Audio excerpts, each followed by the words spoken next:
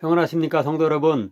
오늘은 누가복음 22장 54절부터 71절을 철저하게 버림받는 예수님이라는 제목으로 묵상하겠습니다. 마태복음과 마가복음을 보면 예수님이 십자가에 달려 숨지시기 직전에 엘리 엘리 라마 사박다니, 곧 당시 유대에서 통용되던 아람어로 나의 하나님 어찌하여 나를 버리셨나이까 라는 뜻으로 절규하셨다고 말씀하는데요. 여기서는 예수님이 가장 신임하던 제자 베드로에게까지 배신당하시고, 아마도 성전 경비병과 대제사장의 종들에 의해 모욕을 당하시며, 결국 당시 최고의 자치 의결 기구였던 사내들인 공회에 의해 사형의 죄를 범한 중재자로 억울하게 판결받아 이후 로마 총독 빌라도에게 고발당하게 되는 등 모든 사람들로부터 철저하게 버림받는 모습이 나옵니다. 이제 본문을 차례로 따라가며 예수님이 사람들에게 어떻게 버림받는지를 살펴보겠습니다. 첫째로 54절부터 62절은 예수님의 수제자 베드로까지 예수님을 버리는 장면이 나옵니다. 9장 20절을 보면 베드로는 제자들을 대표하여 예수님이 하나님의 그리스도, 곧 하나님이 보내신 메시아이심을 올바르게 고백하는 모범을 보입니다. 또한 조금 앞에 최후의 유월절 만찬 때에 예수님이 너희 중 한 명이 나를 팔아 넘길 것이라고 예고하시자 자신은 절대로 그렇게 하지 않을 것이며, 예수님과 함께라면 기꺼이 감옥에 가며 죽음도 불사할 것이라고 호언장담합니다. 더욱이 요한복음의 병행 구절에 따르면 바로 앞에서는 예수님의 체포를 막기 위해 대제사장의 종의 귀를 자신의 칼로 베는 용맹한 행동을 합니다. 하지만 정작 예수님이 유대 당국자들에 의해 체포되어 대제사장의 집에 끌려가게 되자 그런 기세는 온데간데 없이 사라지고, 비록 다른 제자들보다는 낮게 그 지방까지 슬며시 따라 들어오긴 했지만 그 집의 여종을 비롯한 세 사람에게 3번씩이나 예수님을 알지 못한다고 변명하는 비겁한 행태를 보입니다. 결국 그는 예수님이 앞에 만찬에서 이미 예고하신 닭 울기 전에 3번 나를 부인하리라는 말씀이 생각나 심히 통곡할 수밖에 없었습니다.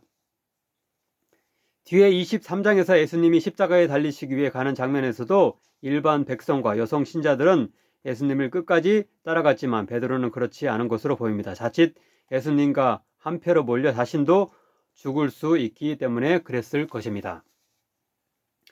두 번째로 63절부터 65절은 예수님을 지키는 자들이 그분을 희롱하고 때리며 그분의 눈을 가리고 만약 내가 선지자라면 누가 너를 때렸는지 맞춰보라 는 등의 말로 모욕했다고 기록합니다. 마가복음 14장 65절은 그들 중에 대제사장의 하인들이 있었다고 하는데요. 아마도 예수님을 체포하기 위해 동원되었던 성전 경비병도 대제사장의 집에 있었을 것입니다. 이렇게 예수님을 미워하여 어떻게든 죽이려던 당시 당사자인 유대 지도자들 뿐만 아니라 그들의 수하에 있던 자들까지도 덩달아 예수님께 몹쓸 짓을 하는데 동조했던 것입니다. 마지막으로 66절부터 71절에서 당시 사내들인 공회의 구성원인 대제사장들과 서기관들과 장로들이 그 공회를 소집하여 예수님을 재판하고 마태복음과 마가복음의 병행 구절에 따르면 사형의 죄라고 판결하여 바로 뒤에서 빌라도에게 넘깁니다. 그 이유는 사형 집행의 권한은 로마 총독인 빌라도에게 있었기 때문입니다. 67절 그리고 68절은 본래부터 이 재판이 공정한 것이 아님을 밝혀주는데요. 곧 예수님은 그들에게 이렇게 말씀합니다. 내가 말할지라도 너희가 믿지 아니할 것이요 내가 물어도 너희가 대답하지 아니할 것이라. 다른 복음서들의 병행 구절을 보면 그들은 거짓 증인을 내세워 예수님의 죄를 일방적으로 주장합니다. 더욱이 정작 23장에서 예수님을 빌라도에게 고발할 때는 예수님이 세금을 바치는 것을 금하는 등의 반역을 행했다고 하는데요. 이것은 사실과 다릅니다. 예수님은 20장에서 보았듯이 그렇게 말씀하시지 않고 가이사의 것은 가이사에게, 하나님의 것은 하나님에게라고 하시며 로마 황제에 대한 세금을 직접적으로 반대하신 적이 없으십니다.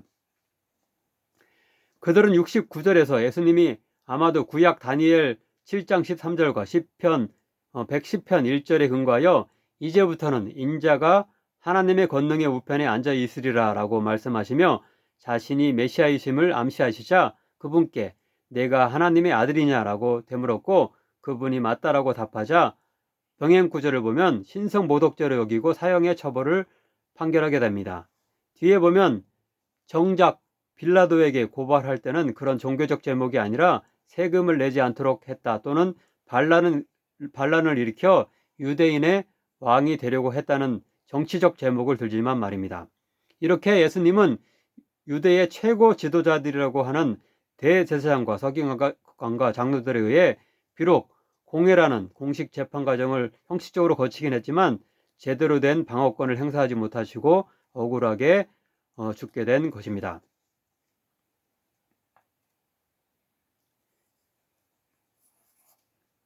앞에서 보던 예수님은 자신의 최측근 수제자 베드로와 유대 당국자의 부하들 그리고 최종적으로는 산헤드린 공회의 공식 재판에 의해 그 구성원인 유대 최고 지도자들에 의해 버림받으십니다.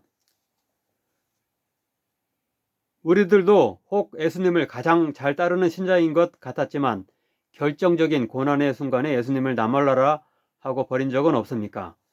산헤드린 공회원과 같이 주도적으로 악행을 저지르진 않았지만 그들의 잘못된 명령을 거부하지 못하고 예수님을 조롱한 그들의 부하들처럼 악행에 동조한 적은 없습니까? 산헤드린 공회원들처럼 자신들의 기득권을 지키기 위해 종교 사법적인 권한을 남용하여서 적극적으로 예수님을 박해하고 죽이는 것 같은 매우 사악한 일을 한 적은 없습니까? 아무쪼록 예수님을 배신하고 버리는 이런 행동을 하지 않는 우리 자신이 먼저 되며 혹 그런 행동을 하는 자들이 있다면 강력하게 경고하고 막아내는 자들이 되어야 할 것입니다. 기도하겠습니다. 사랑의 하나님, 십자가에 달리시기 직전에 예수님의 갖가지 순환에 대해 묵상하게 하시니 감사드립니다. 가롯 유다의 배신과 수제자 베드로의 부인과 유대 당국자들의 부하들의 조롱과 산헤드린 공회의 공정하지 못한 재판을 통한 사형 선고 등 견디기 힘든 고난을 끝까지 감내하시며 십자가의 용서와 구원의 길을 열어주신 예수님의 크신 사랑을 깨닫게 하시니 감사드립니다. 아무쪼록 우리들은 예수님을 배신하는 자들이 결코 되지 않도록 인도하소서. 혹 베드로처럼 잠시 예수님을 소극적으로 부인하는 가오를 저질렀다고 할지라도 요한복음의 말씀처럼 다시금 예수님에 대한 사랑을 되찾아 예수님을 위해 순교까지 할 수 있는 신실한 신앙인으로 변화되게 하소서. 혹 종교 사법적인 권한을 지닌 지도적 위치에 있다면 나 자신의 이익을 위해 그것을 남용하는 것이 아니라 예수님의 뜻을 이 땅에 실현하는 데 쓸 수 있는 선한 사람이 되게 하소서. 예수님의 이름으로 기도하옵나이다. 아멘.